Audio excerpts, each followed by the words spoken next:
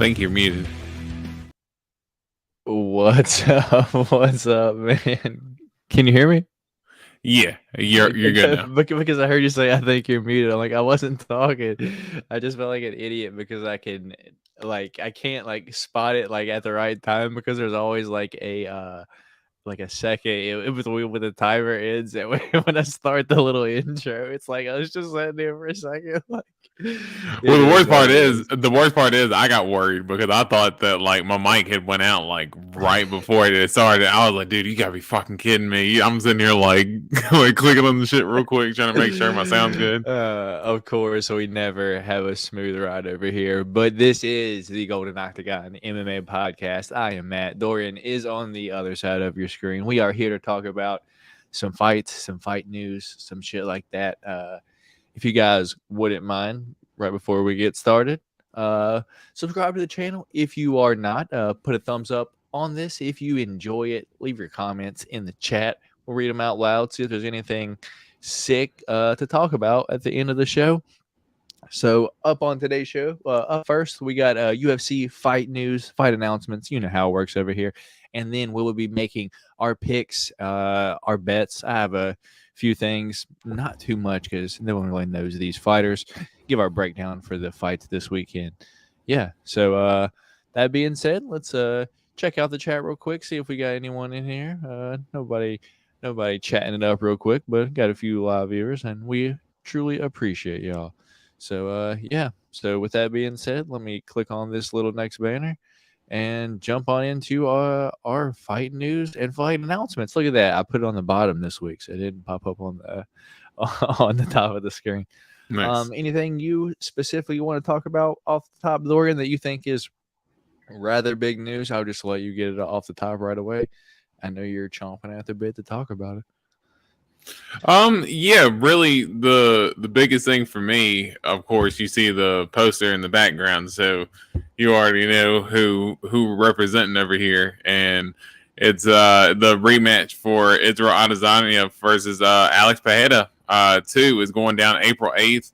The venue is to be determined right now, so apparently they're saying that Miami is supposed to be the front runner for it right now, but I guess it would make sense because you have as the co-main event Jorge Masvidal versus Gilbert Burns as well.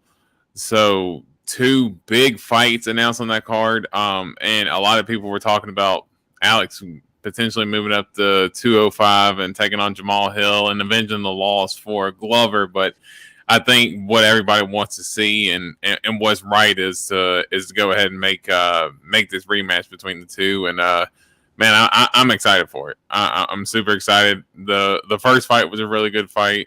Alex, even though he was down 3 rounds of 1, never took his foot off the gas, and of course, obviously got the finish. So just like just a movie like moment for him to have. And I'm excited to see what magic they can create in the second fight. Hell yeah, I am also repping my newly acquired Israel the Last Stylebender t-shirt. It's a playoff, the Avatar, the Last Airbender TV show. That was my shit growing up as a kid. A lot of people probably don't even know what the fuck that is, but it's all right. So yeah, man. So those two big topics, those two big, those two big fights were announced. As you said, Alex Pereira versus Israel Adesanya, number 2, and as you said, on the same card, Gilbert Burns versus Jorge Masvidal. But I think also on that same card, dude, we got Kevin Holland versus the Trailblazer Kevin Holland versus Santiago Ponzinibbio. So that's also an absolute banger too. And is that also the Adrian Yanez versus Rob Font too, dude? That's gonna be a hell of a card. That's gonna be a hell of a card, dude. Yes, sir. Yeah, that's already. We were kind of talking before, but that's a kind of front runner for card of the year right now. And of course, there's so much time, left. Of course, there's probably going to be fights fall out as soon as we start getting excited about it. But as of right now, on paper, that's lining up to be some hella good fights on there. For sure, dude. Some other things that have been announced, just real quick. March 4th, we got Ian Gary taking on Song Kanong. You excited to see Ian Gary back or nah? Yeah, he has been. A lot of people have been expecting the big knockouts and stuff, but he's still kind of early on in his career. I know he's about 28, 29, I believe. So he's still kind of right before, or actually no. He's probably what 24, 25. Ian Gary. I know he's still young, like Yeah, very yeah, young, that's what I was like for gonna sure say. under Yeah, 30.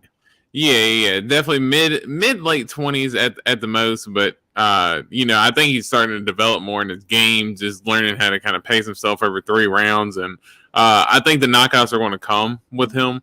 He's just trying to get, I think, really his feet wet and just trying to compete at the highest level for all 3 rounds in his last couple fights. And he's been getting in there and hadn't really been getting hit too much. So yeah, I'm excited to see him fight. Same, man. I believe he's a much better prospect, even for the weight class, like than Patty is. Yeah, or no? Do you disagree?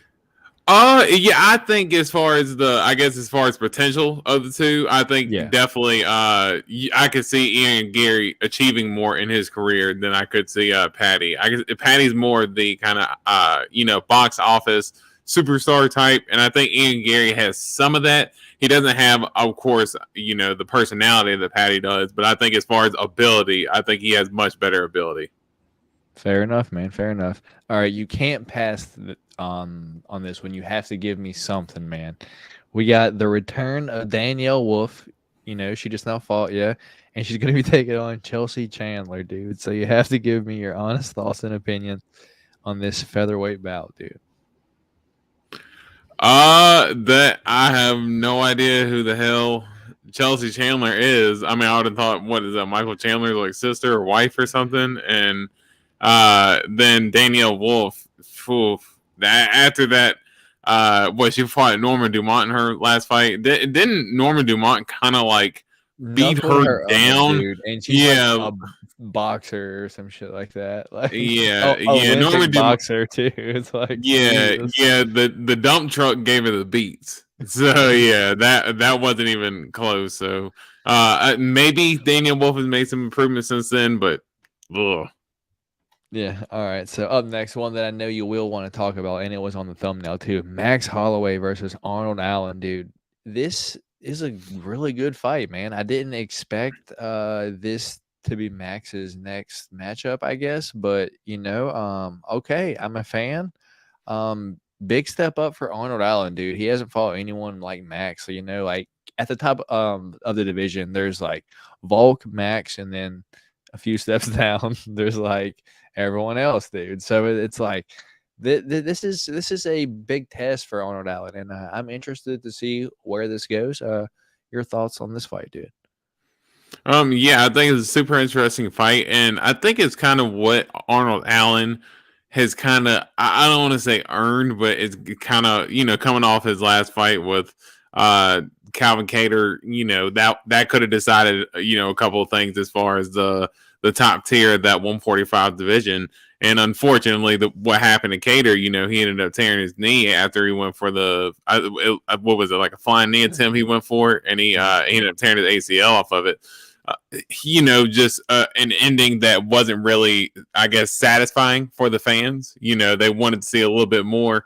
And for Max, as far as, we could say that he might have won that second fight against Volkanovski, whatever, he got beat down in that third fight against Volkanovski. And I think he's kind of in no man's land. A lot of people were anticipating him if he was going to go up to 155 or not. I don't think that, man, I think as far as competing for the title, I mean, if he's not going to be able to win 145 against Volk, I mean, what makes anybody think that, he's going to be able to move up and beat Islam and, those types of guys with the big type wrestling and that moving up a weight class.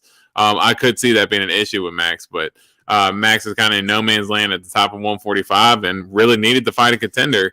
And Arnold Allen, I think, Arnold Allen is to beat Max Holloway. There's nobody else you could say who deserves the title shot more than him. And for Max Holloway, if he ever wants to get another shot at the 145 title, he just has to keep getting back in line and doing what he's doing now. I agree, brother. Yeah, tough fight for Arnold, but an interesting fight altogether. I'm interested I'm interested to see how he looks against a great fighter like Max. Another one that was announced: Tyson Pedro versus Modestas Bukauskas. You care about that one? Tyson Pedro, yeah, excited to see him. He's had a couple of good finishes since he's been back. Of course, he's kind of flossing tomato cans, but in the same sense, he had a lot of time off as well. I think, what, about 3 or 4 years or something like that he was off. So, was kind of getting his mind and his body right. So, coming back, getting his feet wet, he's put on some good performances and excited to see what he could do next. So, yeah, I'm excited. And the guy that he's fighting was the guy that like the Khalil Roundtree, like stomped his knee, dude, and like right in the middle of the fight. Yeah. Yeah, so he's been out like a while too. So who knows? We got the return of Ricardo Hamosh taking on Austin Lingo. Care about that one? No. All right. And Anton Turkalj, that's the guy that fought Jailton like super late notice, like in his like last fight. He's going to be taking on Vitor Petrino. Yeah. Care about that one or no? Light heavyweight. I don't know either or, to be honest. All right, fair enough. Tony Gravely returns against Victor Henry, dude. Interesting fight, dude. Care? Hey, I'm always up for a Tony Gravely fight, and Victor Henry, looked a little disappointing against Rafael Sunsao in his last fight. Even though Sunsao needed a win at that point, he was on a big losing streak. But Victor Henry had the big win against Hany Barcelos in his UFC debut, so there was a lot of wind in his sails coming into that fight against Sunsao and putting on that tough of a performance. I could see that being a winnable fight for Tony. Yeah, I sure hope so. And he's a great wrestler too, and hopefully he implements that. So Brian Boom Kelleher is returning against Journey Newson. Care about that one at all? Yeah, I like I like a good Brian Kelleher fight. He comes to bang. So yeah, Kelleher, boom. I heard one of his raps the other day. I think it was on it might have been on Morning Combat, and it was like the beat was dope, but the rhyme that he put on it, I know that he can rap pretty decent, but that one that I heard the other day, I gotta be honest. that ain't no clue who you're talking. I mean, I have no clue what you're talking about. It was a little rap that Brian Kelleher released over like some beat on TikTok, and and he did a little rap over it. And Kelleher is actually known to like rap. And he he freestyles and stuff, and I've heard some of his raps, and some of his raps are pretty decent, but that one that was on that beat the other day, homie, that ain't it, dog. All right, and the last fight announcement that we have is Daniel Santos versus Johnny Munoz, May 5th. Care about that one at all? That's a bantamweight. No. All right, fair enough. So there's been a lot of talk the past few weeks, I guess. Yeah, week or so, dude. Conor McGregor returning to Coach Tough, and apparently he's signed the contract to Coach Tough. And the only two people that I could see him coaching Tough against and then fighting at the end would be one of two people. That's got to be Michael Chandler or Tony Ferguson. Yeah. Yeah, I think Chandler more likely, but yeah, I would say one of the two. I would say it should be. It's surprising that you think that, because although Chandler is a winnable fight for Conor, if UFC wants to get Conor, I don't want to say an easy dub, but you see what they're doing there. They're going to match him up against Tony. I see them matching him up against Tony a lot faster than I would see Chandler, just because of the matchup, man. Tony's still like a relevant name, and Tony did last fight at 170, dude. So Conor wants to fight at 170. Chandler fights down at 155. So I bet UFC is maybe going to leave it up to Conor and be like, you want to fight Tony like at 170, or do you want to fight Chandler like fucking down at 155, and there's probably going to go from there. Why wouldn't you do the Tony fight? I guess. Well, I guess, do you think as far as competitively, for Conor McGregor, do you I think think that it's. competitively he knows that, Michael Chandler at this point is the tougher fight, but that brings more of, I guess, more of that dog out in him? Or do I you think he think. wants the easier fight? I mean, I think it'll look like the Cowboy fight. Just the easy first round crushing, dude. Like I don't really know. Like, how would you see it going? No, I don't think really as far as like I'm not really talking about as far as how we see it going. I'm saying as far as like Connor's mindset going into it. Like, do you think for like him competitively that he thinks that the Chandler fight is a tougher fight, but he wants that fight because it's the tougher fight, rather than Tony being the easier fight. He's lost however many fights in a row. He's been finished his last few fights. Whereas at least Considering. Dustin, Chandler lost to Dustin, and then Gaethje, and then all of there. So he's losing to the best, where Tony's getting smoked in these fights. Considering that he came back and fought Cowboy, I think he's going to come back and choose Tony if he has an option. Really, man. Yeah, dude. Man, I don't know. I think at this point, I think for Tony, I think they're just going to give him like a potentially, I don't know, like a Daniel Rodriguez or something like that, and maybe just, just pat him on the butt and tell him have a nice life. At this point, I don't know how much you can really use Tony as far as trying to headline him for a pay per view. I mean, at least Chandler. I mean, Chandler at this point. Connor, one last good payday. Sorry you didn't win the actual championship. You won the interim. Here's one last big payday. Sorry, Tony. Right off into the sunset. It makes perfect sense. Yeah, I mean, I guess if they want to do him right, but I mean, as far as selling wise, he already had the pay per view with Nate Diaz, and I don't know if that pay per view really did too well. So I don't know if going back with Conor McGregor is really going to boost him up that much. Yeah, and I do think as far as competitively, I agree with Michael Gonzalez here. Thanks for chiming in, man. That I would rather want to see Conor versus Chandler, because I think competitively, I think that's going to be a much more competitive fight for Conor McGregor, but still a winnable fight, because Chandler is, as I've always said, he's hittable. He gets hit in a lot of his fights, and Conor McGregor, the counter striker he is, I could see him landing that shot and putting Chandler out. So I could see that being a winnable fight. But also Chandler, with the charisma that he brings, the way that he gets on the mic, and he doesn't necessarily talk trash that much. He can a little bit, but just more just the energy, the excitement, the USA that he brings with him, USA versus Ireland. And I can see Chandler really selling that hardcore and making it more profitable for everybody than Tony Ferguson would. Fair enough. Although I do think Conor versus Chandler would be a much more competitive matchup. Still winnable for Conor. Definitely winnable for Chandler, because he's a ball of fire, at least for 1.5 rounds. Dude, I just feel like out of 100% chance, I think it's like 70-30. They put Conor and Tony together. Maybe 30% chance Chandler and Conor. How about you? What are your odds? I guess if I had to choose between, Chandler and Tony, I guess I would say, maybe 60% Chandler, 40% Tony.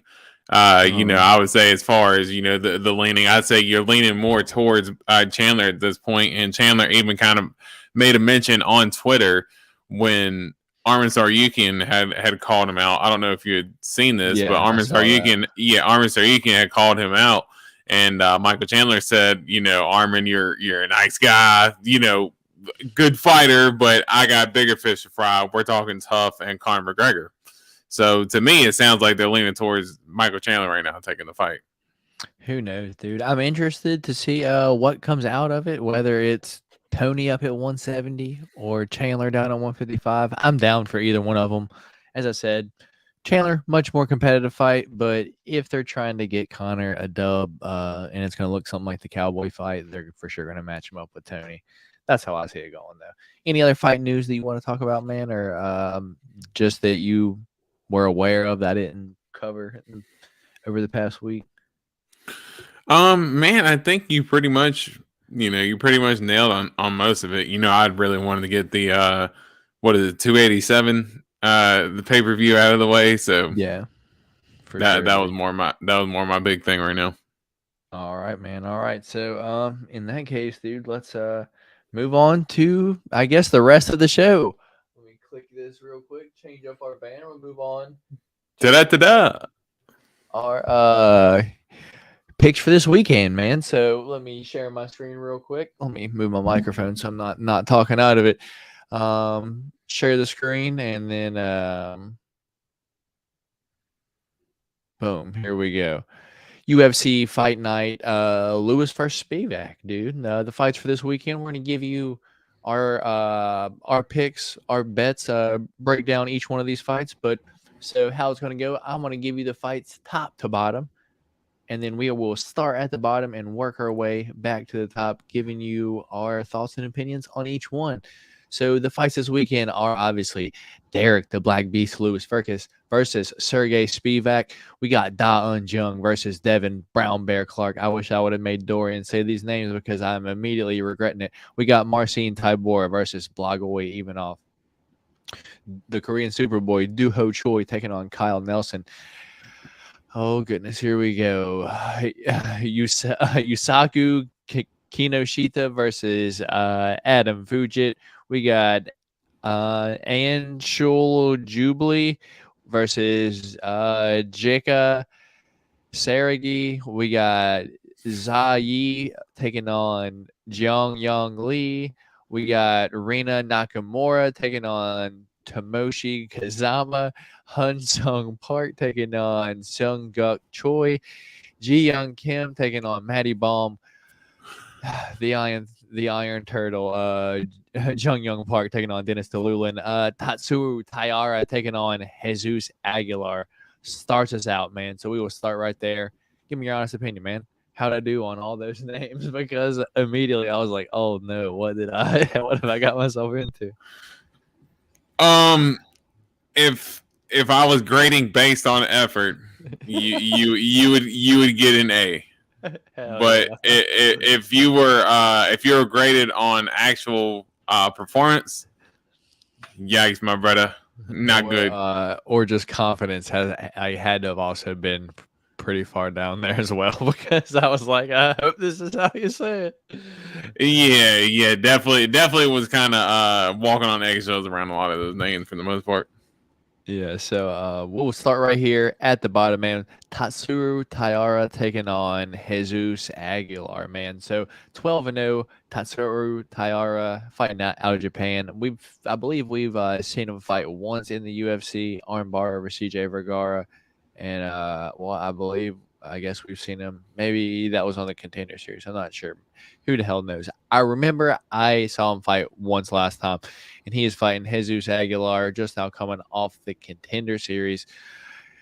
Tatsuro Taira, a minus 1,100 favorite, dude. 23 That's years old, crazy. taking on 26 years old. 125ers, dude. So 5'7" versus 5'4", 70-inch reach, and 62.5. So, needless to say, man, everyone thinks that Tatsuru Taira is going to crush all Jesus Aguilar this weekend, and I have to agree, man. He's a absolute huge favorite, and Jesus Aguilar, I believe, lost his last fight on the Contender Series, which is kind of odd that he's even here. But we have to keep in mind that this whole card was scheduled to be in Korea for that market, so the whole Asian market as a whole. And that's also why this prelim card starts at 10 p.m. East Coast time, and the main card starts at 1 a.m. So that's ass, but it is what it is. I'll be up watching it. It depends. If my girlfriend goes to sleep, I might be up live streaming on YouTube watching it with anyone else that wants to chill out with us. But yeah. So yeah, Tatsuru Taira, probably bias submission. That's what he likes to do. That's how I'm going. How about you, man? Yeah, gotta go Tyara. Just as far as just what I know. And just to be that big of a favorite, I mean, you would have to think, just as far as betting wise, I mean, it could be even worth just put, I don't know, just a couple bucks on Aguilar just to see if, just for shits and giggles, if this sport can just, turn everything on. 2, rear naked choke round 1, triangle round 1, rear naked choke round 1, ground and pound or unanimous decision, ground and pound round 2, ground and pound round 1, ground and pound round 1. I don't know, man. I don't know. I think it might be a tough one for Jesus Aguilar, but who the hell knows, man? He is a plus 750 dog. Throwing a few bucks on it probably wouldn't hurt the bank too bad. But anything else on this one? Or you want to move on up to the next one? Nah, we can keep moving on up. All right, so moving on up, we got the Iron Turtle, Jung Park taking on Dennis Tululin. 16-5 for the Iron Turtle, 11-6 for Dennis Tululin. Iron Turtle minus 200 favorite, fighting out of South Korea. Dennis Tululin fighting out of Russia. Iron Turtle 311 years old and 1 month and a day, because that's how old turtles are. Dennis Tululin, 34 years old. This is a 185-pound, what am I saying? Middleweight bout.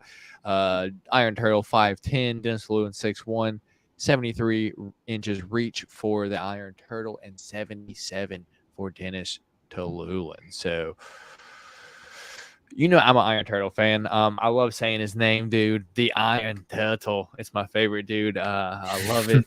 Dude, I can't not root for him every single time. I feel like he just consistently wins for me. Only the one time that he didn't win for me was against the RoboCop, but we didn't know what type of animal the RoboCop was at that point. So that being said, dude, Dennis Tululin's a rather good, I don't want to say he's good overall, but he's got all right striking. He's got all right wrestling. He's nowhere near the top of the division. My only issue is we haven't really seen the Iron Turtle fight anyone even close to the top of the division, and we have seen Dennis Tululin. So this is a real eye-opener for, I guess, the Iron Turtle because he's kind of been fighting like not the best people in the past few fights, like Joseph Holmes. In his last fight, he looked fantastic, but it was against Joseph Holmes. So, I don't know, man. I can't not rock with my guy, the Iron Turtle. So I'm still going with the Iron Turtle, and he is like a minus 200 favorite. So if you rode with a dog here, I wouldn't hate you too much for it, because minus 200 is kind of a big favorite for the Iron Turtle, because he hasn't really shown anything outstanding. What are your thoughts on this fight? I am rocking with the Turtle, even though he's the favorite. Probably wouldn't bet too much on it, though, aside from a parlay. Yeah, I couldn't say too much more than what you had already said. You kind of cleaned it up pretty good for the most part, because I completely agree. I think that, the Iron Turtle, as you like to say, I think that, I think he's well balanced. He's not great at everything, but he's got, some decent boxing. He's got, I think if there's one thing that's really good for him that I've noticed is that he does tend to have a pretty good gas tank for the most part, but he's a decent wrestler, decent boxer, has decent leg kicks. And I think Tululin's he's a little well-rounded as well, but he is a little bit more prone to getting finished. I don't know if the Iron Turtle is going to be able to finish him, but I do think that he's going to be able to outpace him, just outwork him, just do what he's kind of been able to do in his last couple fights, and should be able to ride off with a decision. Fair enough. Anything else on this one, or are we both rocking with the Turtle? We could rock with the Turtle, and I think as far as you could maybe put him on a little bit of a parlay. I mean, minus 200 isn't too crazy for as far as someone who we feel pretty confident winning the fight. I mean, maybe if you do it by decision, you can water it down to pretty decent odds. And right before we get started, I would be sorely mistaken, dude, if I did not point out the fact that before before we got started on that, we should have announced, dude. The last time we picked on fights, dude, you did get this correct, like so I should have announced. I'm kind of feeling bad now that I did not announce that you are the reigning and defending pick champ, dude, because you got 2 out of the 3 different that we did pick on the Glover Teixeira fight. So I do have to point that out. Do you have your belt on you, or is it not around yeah. you? Where we at, Dana? I'm surprised you didn't have it like just like fucking ready to go like when we first came on the Where's pod my other belt? because you usually are. Where's my other belt? Where's my other belt? There it is. There it is. So Dorian is the reigning and defending pick champ for the week. And just to give you guys a quick little catch up, if you will, right now on the year, me and Dorian are both 19-7. So we've got 19 fights correct, 7 incorrect. And so there's been 26 total fights this year, and me and Dorian have both got 19 of those correct. Inconsistent fights between the two of us. I won the first week, and Dorian won the second week. What are you about to say, man? One of my buckles. Your rivets fell out. Oh goodness! Little buckles on there. Oh man! I messed up on this thing. What did I do? I put myself on it. Here we go. All right, back to it. So moving on to the next fight, dude. My girl, Ji Young Kim, the Fire Fist, going to be taking on Mandy Baum, dude. Even though Ji Young Kim has lost 4 in a row, how can I not believe in my girl, dude? She is a minus 260 favorite. Holy shit, dude. Wow. And has lost 4 in a row. This is way out of control, in my opinion. Ji Young Kim should not be minus 260 favorite. I do think she is going to win, but however, man, she is. How can you put those numbers on someone that has lost the last 4 out of their 5? Although, dude, Mandy Baum has lost 2 in a row against Ariane Lipsky and Victoria Leonardo. And, dude, if I remember correctly, I think this is the same girl. Her gas tank literally could not be worse. And the way she controls her fucking breathing is like with her mouth open and her jaw hanging down. And I'm thinking that everyone is like, oh, Fire Fist, she's for sure going to at least wobble her a few times, in my opinion. I have to go Ji Young Kim, and I might even go maybe late second round, early third. I want to say late third or decision. Third round knockout or decision. Ji Young Kim, 33 versus 33. This is wow. And Mandy Baum usually fights at 125 too. Ji Young Kim. So Ji Young Kim going to be the bigger girl, dude. Going to have an inch reach. I got to go with my girl, the Fire Fist. Which way you going, man? Didn't she have trouble making 125 at one point as well? Who? Ji Young Kim. Didn't she have trouble making 125 at one point? I believe you're thinking about in her last fight, she was going to fight Jocelyn Edwards, right? But Jocelyn Edwards missed weight at 140. Missed weight, so they moved the fight to like 140 or something like that. But Ji Young Kim's not too big. But I think she did fight it down at 125 because I remember her fighting Molly at some point too. Or at least I think. Yeah, because this is at 125 right now, so that's why I didn't know if she had struggled. For some reason, I just thought I remember seeing Ji Young Kim struggle to make weight at one point in her career, but no, because I remember her fighting up a weight class her last couple fights. But man, just for her to have lost this many fights in a row and to still be this big of a favorite. But I feel like they're like competitive though. Like she's not out of the fight. As where fucking Mandy Baum, I've just seen her she just looked awful, dude. She just like once she's done, dude, she's done. She's just standing there, wide eyes, mouth open, and it's like, dude, I feel bad for her. Like she's like, somebody get me out of here. Yeah, I gotta Yeah, get no, tired I of get it. it. I'm going back and forth with this one because I'm going back and forth with their fights, and I'm like, fool. Let's be honest. No one should really be betting their hard-earned cash, their dollars on this fight, dude. This is our 1-800 gambler fight of the week, dude. These odds Yeah, are way out of whack. Maybe a few dollars as a shot in the dark. Do not be emptying your bank accounts on this shit. yeah, definitely.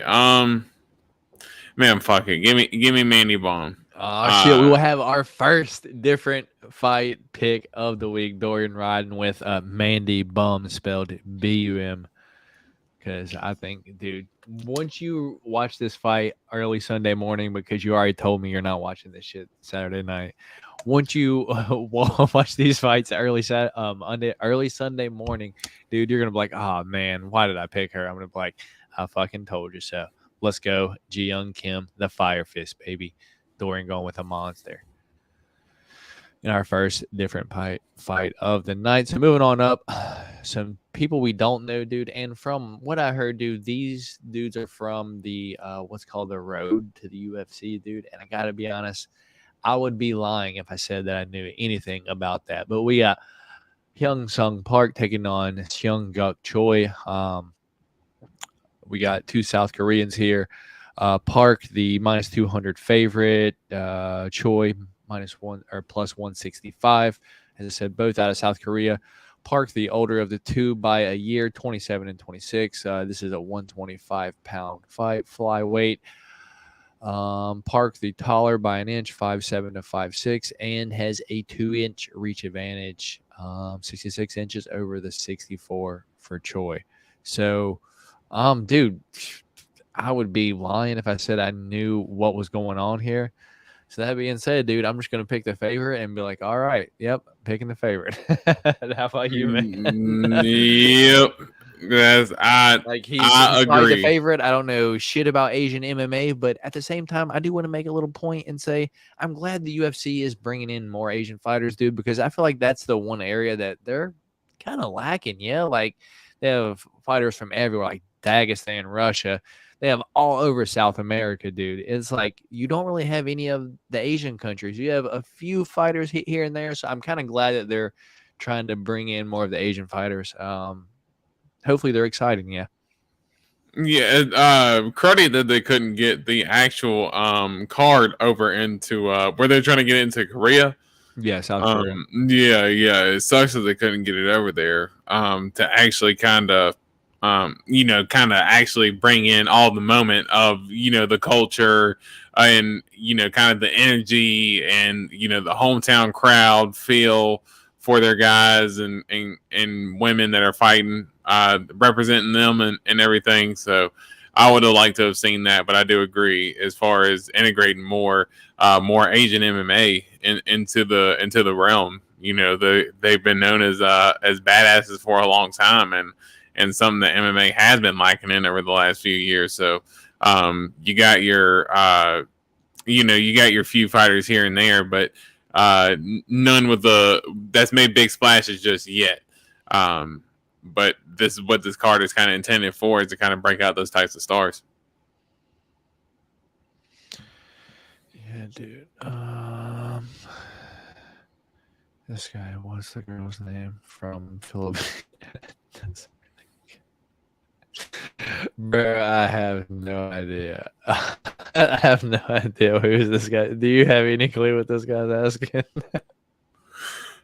Here, I'll put it back on the screen. Okay, maybe I'm out on the loop. What is a Muay Thai? I'm not sure, man.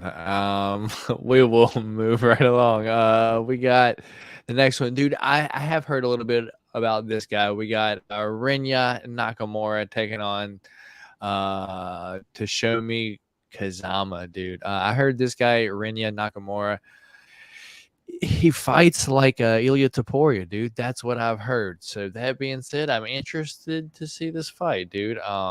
He is a heavy favorite, minus 425, fighting out of Japan. The guy he's fighting, Kazama, is 10-2, plus 330. He's a dog, man. 27 years old for Rinya, 25 for Kazama. This is obviously a bantamweight. They're both 5'7". Reach basically the same, dude. Yeah, so measurables basically the same, but from what I've heard, I would be lying if I said that I watched it myself. I heard that this guy Renya is like the Japanese Ilya Taporia. So I'm going off of just strictly what I've heard. I'm going with Renya here, and he's a huge favorite. Which way are you going, man? Yeah, I gotta think that they're bringing in Kazama to get crushed by Rinya here.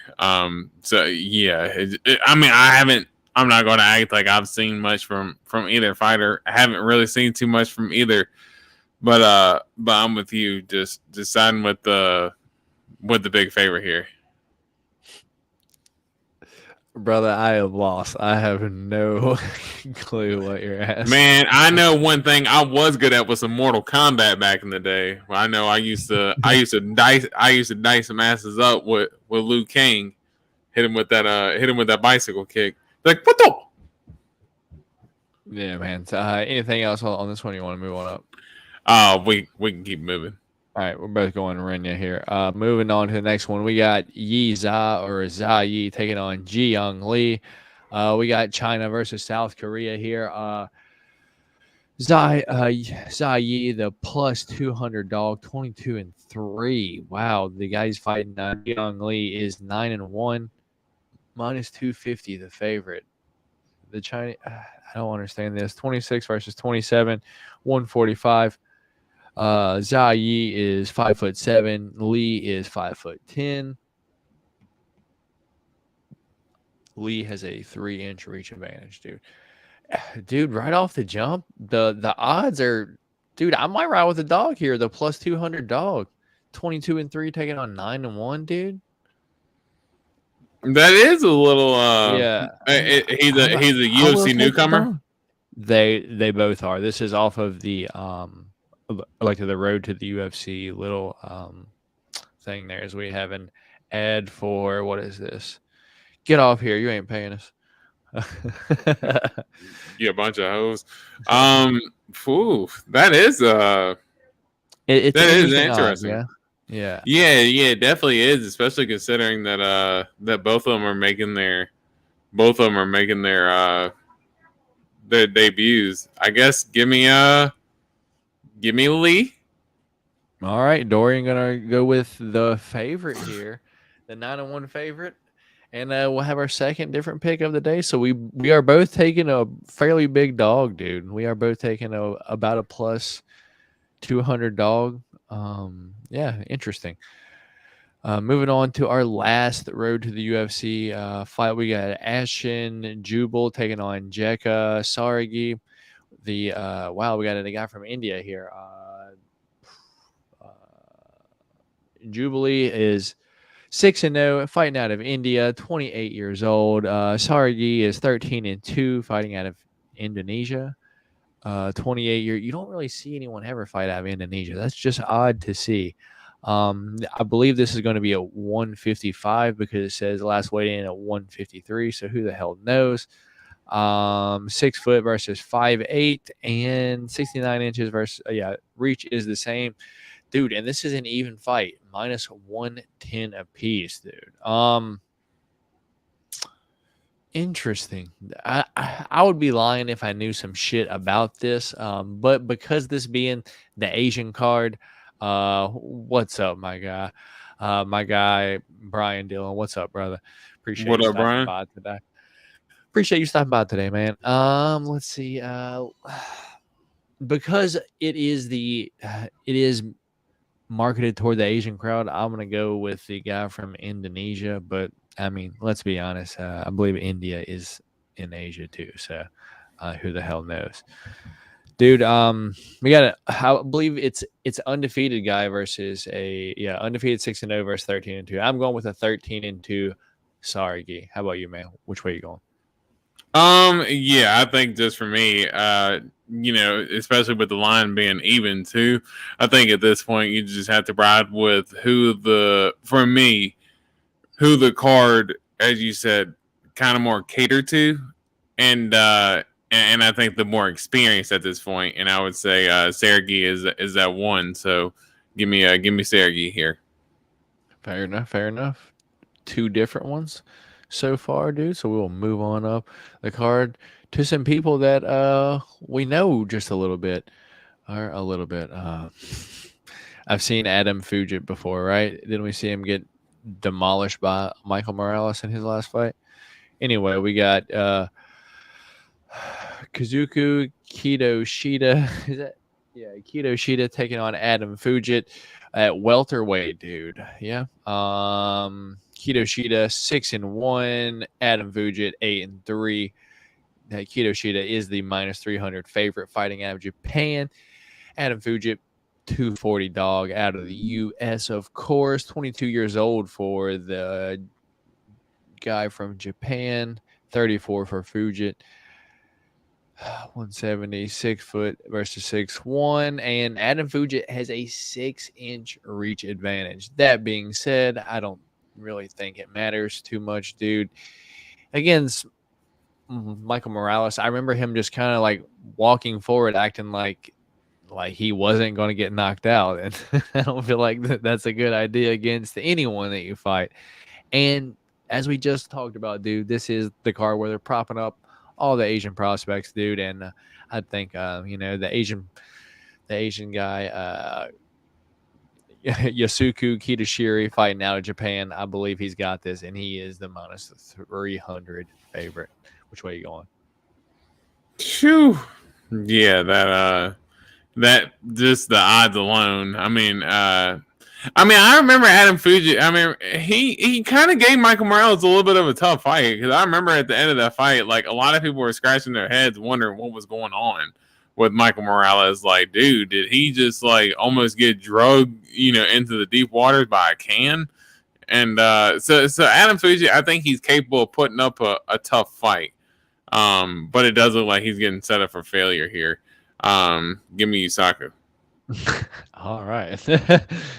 Moving on up, dude, to finally some people that we are excited to talk about. We got the return of the Korean Superboy, Doo-Ho Choi, taking on Kyle Nelson, dude. We haven't seen Doo-Ho Choi in a minute, and the last time that we saw him, he did get knocked out by Charles Air Jourdain, dude. And we hadn't seen him in 3 years. He did his Korean military service. Kyle Nelson, 1-4 out of his last 5. Korean Superboy, only a slight favorite. 31 years old. 31 for Kyle Nelson is as well. Wow, Kyle Nelson probably going to be the bigger guy weight-wise coming down. We'll see how he looks weigh-in day. Keep an eye on that, because the Korean Superboy does have some paws on him. 70-inch reach for the Korean Superboy and 71 for Kyle Nelson, dude. I'm really interested to see how the Korean Superboy looks coming back from his military service, dude, because you are allowed to train still while you're in the service there. So as we get another ad here, get off my screen. Yeah, dude. Are you excited to see the Korean Superboy back? And who you going here, man? I'm going Korean Superboy. Yeah. Oh yeah. I'm definitely excited. I'm a Superboy fan, the Korean Superboy. I love playing with him on UFC 4, but I loved his fight style for a while, and of course everybody recognizes him from the barn burner with Cub Swanson, and he had put on a barn burner with Jeremy Stevens as well. So most of his fights were in that fight with Charles Jourdain was just absolutely nuts as well. That was actually one of the fights that kind of made me a Charles Jourdain fan, was watching that fight with him and Doo-Ho Choi.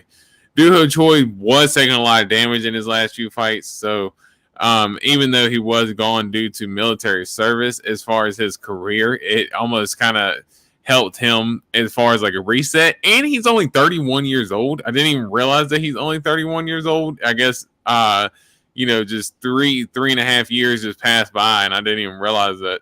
Yeah, he's only 31 years old, man. So yeah, he's still got plenty of time to kind of grow in the form here. And I think that there's some good money on him to be had here, especially to get him at anywhere under minus 200. So yeah, I think those are pretty good odds. And yeah, give me Duho's story here.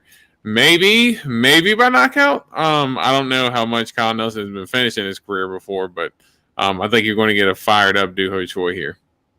Hell yeah, I hope so, man. Moving on to the next one, the one dude that also don't want to even think about betting, dude. Who the hell knows how this one's gonna go? We got Marcin Tybura taking on Blagoy Ivanov. 23-7 for Marcin Tybura, 19-4 for Blagoy Baga Ivanov. We got Tybura versus Blaga Ivanov. Dude, their names is just their fight names is just their name chopped in half. Blaga. the Baga. Oh my goodness. Marcin Tybura, the minus 155 favorite. Blagoy Ivanov plus 130 dog. Marcin Tybura fighting out of Poland. Ivanov, Bulgaria, 37. Damn, you're telling me Marcin Tybura is older than Blagoy Ivanov? I wouldn't have guessed that. They both are big. What? 6'3" for Marcin Tybura. Wow, I didn't know he was going to be that much bigger. 6'3" for Marcin Tybura and 5'11" for Blagoy Ivanov. Dude, if you asked me who I'm going to pick before I saw those, like the age, wow, I think, yeah, dude, I got to go Marcin Tybura now. Dude, I didn't know he was going to be that much bigger. He's going to have a big-ass reach advantage, and he's literally going to be like 4 inches taller than him, too. I don't think has a chance of even coming close to finishing Blagoy Ivanov, because look at that. The dude got stabbed in the chest, and he's not dead, so you're not going to knock him out. I got Marcin Tybura via decision, but who knows, dude? It wouldn't surprise me if this went to a split decision, because dude, Blagoy Ivanov's tough as all hell. As I said, dude, he's been in literal bar fights and stabbed. And Blagoy Ivanov went to decision with Derek Lewis. Just to keep that in mind. Exactly, yeah. So, dude, I don't think he's had a chance of getting finished, but I don't like having to pick on this fight. If I could pick, I would bet that this goes to decision. I picked this going to decision, but for the sake of mine, I got Marcin Tybura. Which way are you going, man? Man, it's tough. The only reason why Blagoy Ivanov, he's only lost to the top of the division guys. Looking at his career, I've been kind of going back and looking at it a little bit. Augusta Sakai, you can look back and maybe say, oh, that might not be the best of losses, considering where Augusta Sakai's kind of been. I think Tybura he's a little more up and down. He is a little bit more not as consistent. And he's been a little bit more prone to being knocked out. But Blagoy hasn't really been that big of a finisher. I mean, unless you can, show me a bunch of finishes that he reeled off. I mean, I don't really remember Blagoy having a bunch of finishes since he's been in the UFC. I know he's been tough as all get out. And throws those fucking those damn lunchbox for hands and will not die whatsoever. But I think he's just prone to getting hit a little bit. I think he can get taken down. He's got good get ups. He doesn't really get controlled that much, but I think Tybura's size, he has good kicks. He has good leg kicks, good head kicks, sneaky head kicks, good leg kicks. I think he can ride off with the decision here. So yeah, give me Tybura. All right, both going Marcin Tybura. So we got 12 fights this weekend. So far, we only got 2 different ones. We got 2 more fights left, and I believe we're going to pick the same here, dude. Last time I saw a Da Un Jung fight, I was like, "Oh, I'm gonna." For every time I see this guy fight from now on, I'm gonna call this guy Big Korea, dude. He he looks good, dude. I guess I'm a low key Da Un Jung fan after I saw him murk Kennedy with those elbows to the face. Even though it was through his guard, I still don't understand how that happened. And unless you have Devin Clark's dad literally getting in his asshole every second of the fight, I don't know if he has that dog in him anymore, man. Minus 230 favorite for Da Un Jung, Devin Clark plus 190 dog. Da Un Jung 29 years old, Devin Clark 32. Da Un Jung 6'4", Devin Clark 6 foot. Da Un Jung 78-inch reach, 75 for Devin Brown Bear Clark, dude. Dude, yeah, I think if you ask me who the better athlete is, I tell you Devin Clark. Who's like quicker, who's like faster, but I just feel like who's the better fundamental striker and who's like more clever when it comes to a fight. I go Da Un Jung. He throws elbows, shit like that, dude. I think Devin Clark tends to, once he knows that he's not going to win the fight, he just kind of internally waves that white flag and it's like, all right, I'm not going to win this, and just kind of sets down. And I don't want to say gives up, but he stops fighting, dude. I have to go Da Un Jung here. Which way you going, man? I mean, I do agree with your part as far as who's the better athlete versus the better fighter. I do agree with that part, man. Da Un Jung, he has shown some good ups when he's had some spectacular wins, but he's got that rough loss to Dustin Jacoby, and Devin Clark obviously isn't nearly the striker that Dustin Jacoby is, but Da Un Jung also has a weird draw with Sam Alvey too. Like I don't know what he was doing losing or going to a draw with a dude that fights at 185, and Sam Alvey literally just has that left hook right cross. Like that's all he throws at this point. So I don't know how you could have went to a draw with him.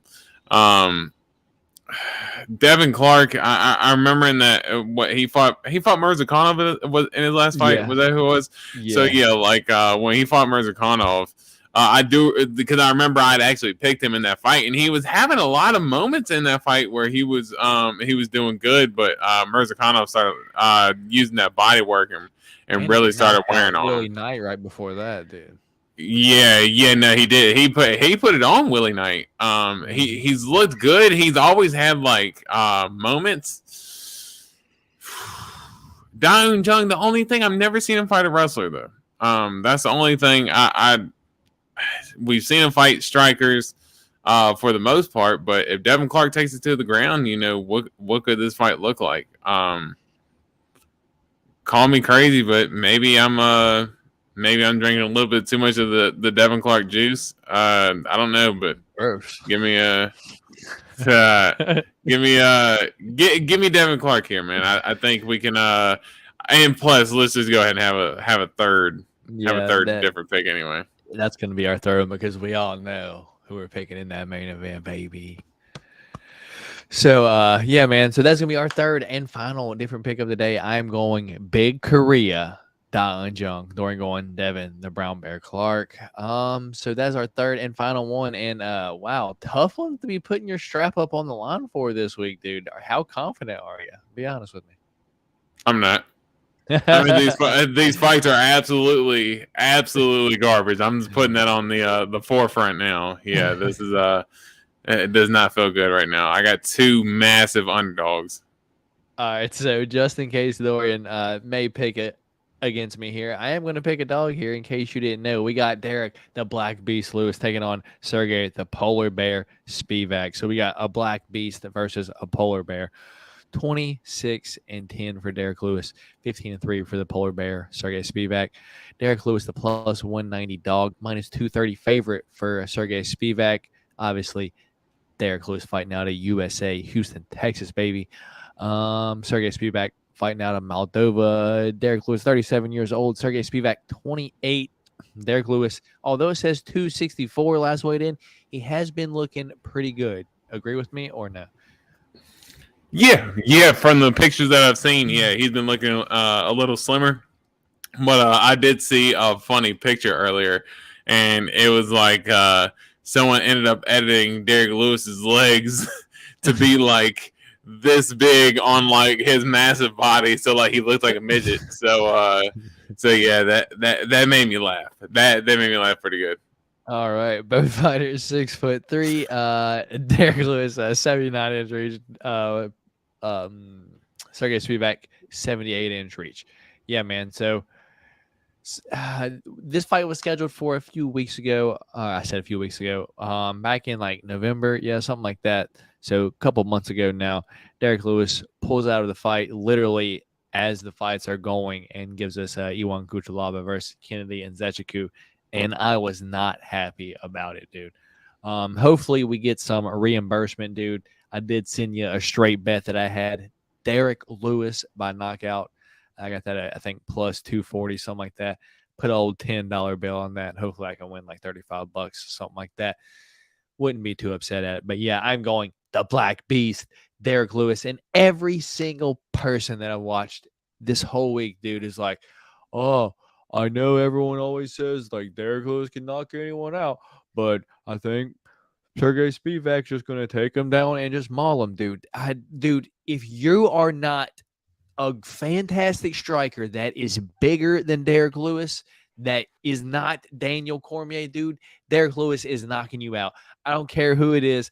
Black Beast, USA in this hoe. Let's go. Which way you going, man?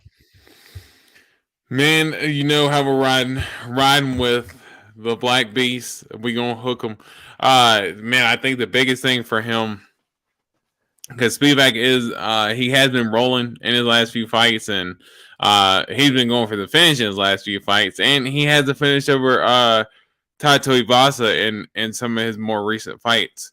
What was it, back in like 2019? I believe he had finished him with it was like a head arm choke, I think. Yeah, so I mean so it's even further back there. So yeah, it might have been even further back than that. But no, Spivac has been looking good. He's been using his wrestling, and the scary part about it is I feel like he's been in the UFC for a long time. He's only 28 years old. That's crazy. Like I swear he's been in the UFC for a super long time at this point. But good wrestling. And he's been using his striking to set up his wrestling, and he's just been sticking to the game plan. So, Derek Lewis, he in his past fights, he can get frustrated when he gets taken down if he's not able to explode and get up. But very few of those guys he hasn't been able to get up from. Daniel Cormier, as you mentioned, was really that only guy. Other than that, he's been able to kind of get up when he's needed to. And I think Derek Lewis will be capable of doing that. And I think that Spivac gets a little too close to the fire and gets burned. I think Derek Lewis gets a knockout, man. Hell yeah, brother. So we do have 3 different fights of the night, or 3 different fights for the night to put Dorian's pick champ up on the line. So just one more time, we got Da Un Jung taking on Devin Clark. I am going Da Un Jung. Dorian going Brown Bear. Devin Clark. We've got help me out, brother. Was it it was your girl, the Fire Fist, and Manny Bomb. Yeah, that one, but the one before that. It was one of the ones. It was it Lee? it was one of the ones on the road to the UFC. Yeah, I think it was Jia Yi versus Jiyoung Lee, right? I'm taking the plus 200. Wait, no. Yeah, I'm taking the plus 200 dog, and you got the minus 250 favorite. But he's 9-1, and the dog is 22-3. That's what it was. Yeah. Yeah, so that is the second one that we are picking different on. Jia Yi versus Jiyoung Lee. Dorian going Jiyoung Lee. I am going Jia Lee. And then our last one is going to be Jiyoung Kim, the Fire Fist, taking on Mandy Baum. And no matter what Google or anything else tells you, her last name is spelled B-U-M because she's not good. Fire Fist going to get that KO. I'm confident of it this weekend. Not too confident, though. Let's be honest. Hopefully, Jiyoung Kim gets the dub and gets me the clean sweep and gets me that pick champ that Dorian keeps breaking over on his channel. Back over on this side. Let's go. Yeah. Check out the comments real quick. See if there's anything that anyone has anything to say real quick before we get on out of here. But if not, we appreciate every single one of you. If you were here at all watching this live, if you watch this at a later time, if you haven't already, please subscribe to the channel. If you are not, like this video if you enjoyed it, or if you didn't, just help us out. Just still like it and put your comments down there. And yeah, we greatly appreciate it. Anything helps. I believe it's the algorithm, whatever it's called. Yeah, but that's going to be all from us here this time. If you enjoy fights, please come back, see us next Wednesday to talk about this upcoming weekend's fights, and then the following weekend's fights. And that pick champ will be mine this upcoming week. But that's going to be all from us here this time. Dorian, you got anything else you want to say before we get out of here, man? Yeah, as you had mentioned, not going to be watching that fight card live this weekend just due to the fact that I am a human being who has children and a family, and I'm not going to be able to stay up that late till like 4 a.m. to watch it. So I'm going to watch it in the morning. But that pay-per-view next week, Islam and Volk, it kind of snuck up on us, man. So I'm excited to see that next week. But and of course we'll get into it. But man, that snuck up on us pretty quick, and that's going to be interesting to watch. Hell yeah, dude. But glad for fights again, dude. I'm for sure missed fights last weekend. So even though they're not the best this weekend, I'm just glad we got something for the most part. And as I said, if my girl goes to sleep like this weekend, I'll be up probably streaming live on here, watching the fight, seeing if there's anyone else up watching the fight, being a degenerate like I am, because I tend to have a bet or two on every single fight, and it just is what it is. With that being said, that's going to be all from us here this time. Dude, getting close to that 1,000 mark. Yeah, we're getting up there, dude. And once we hit that mark, I'm gonna be like, hell yeah, brother. Time to start getting paid like fucking 4 cents per video. So hell yeah, that hard work's finally paying off. Like 3 years worth, finally going to get paid those 6 and 7 cents per video. And I'll be like, hell yeah. Have to cut old D in about 50% there, so he'll be getting himself another 3-cent check on top of his car commission. I'm just rambling now. That's going to be all from us here this time. Matt, Dorian is on the other side of your screen, whichever way it is. I don't know. That's going to be all from us here this time. Golden Octagon MMA podcast, and we'll catch y'all next week. Peace. Peace.